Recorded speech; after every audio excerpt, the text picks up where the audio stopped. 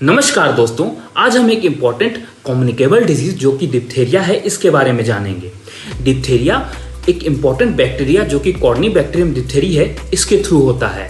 ये Corynebacterium diphtheriae हमारे body में टॉक्सिन रिलीज करता है जिसको हम लोग एक्सोटॉक्सिन बोलते हैं। ये एक्सोटॉक्सिन का दो सब यूनिट होता है, एक होता है सब यूनिट ए और एक होता है सब यूनिट बी। ये सब यूनिट बी हमारे सेल्स के साथ बाइंड करता है और सब यूनिट ए को सेल्स के अंदर एंटर करने में हेल्प करता है।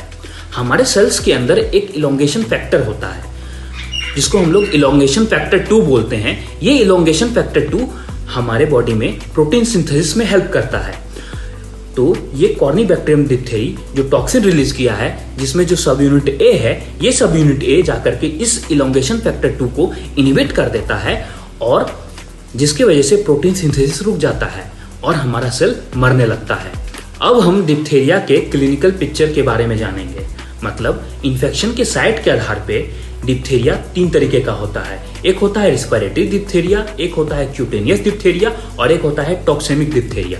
सबसे पहले हम रिस्पिरेटरी डिप्थेरिया के बारे में जानते हैं। जैसे हम डिप्थेरिया के बैक्टीरिया को इनहेल करते हैं तो ये हमारे फेरिंक्स और उसके आसपास के टिश्यू में इन्वेड कर देता है और 1 से 4 दिन के बाद वो वहां पे मल्टीप्लाई करता है और वहां पे सूडो मेम्ब्रेन का फॉर्मेशन करता है और इसी दौरान हमें कुछ सिम्टम्स देखने को मिलते हैं जो कि सोर थ्रोट, फीवर और मलेज है।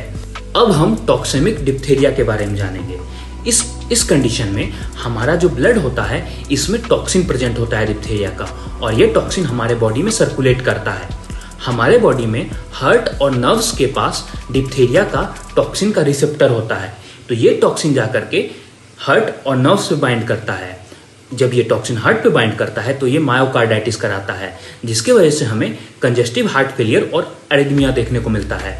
और जब ये टॉक्सिन हमारे नर्व्स पे बाइंड करता है तो ये न्यूराइटिस कॉज करता है, मतलब नर्व डैमेज करता है, नर्व का इन्फ्लामेशन करता है।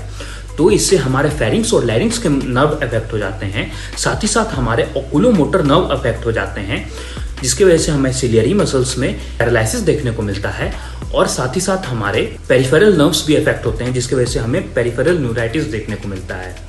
अब हम क्यूटेनियस डिप्थेरिया की बात करते हैं। जब भी हमारे स्किन में ब्रेक्स देखने को मिलता है तो ये ब्रेक्स के थ्रू ये कॉर्नीबैक्टीरियम डिप्थेरिया हमारे स्किन के अंदर इंटर कर जाता है और ये वहाँ पे पेप्यूल्स का फॉर्मेशन करता है और ये पेप्यूल्स आगे जाकर के क्रोनिक नॉन हीलिंग अल्सर में कन्वर्ट हो जाता है और ये अल्सर के ऊपर कभी कभी हमें सूडो मेम्ब्रेन का फॉर्मेशन देखने को मिलता है, यानी ग्रेइश व्हाइट मेम्ब्रेन का फॉर्मेशन देखने को मिलता है। तो ये था हमारा डिप्थेरिया।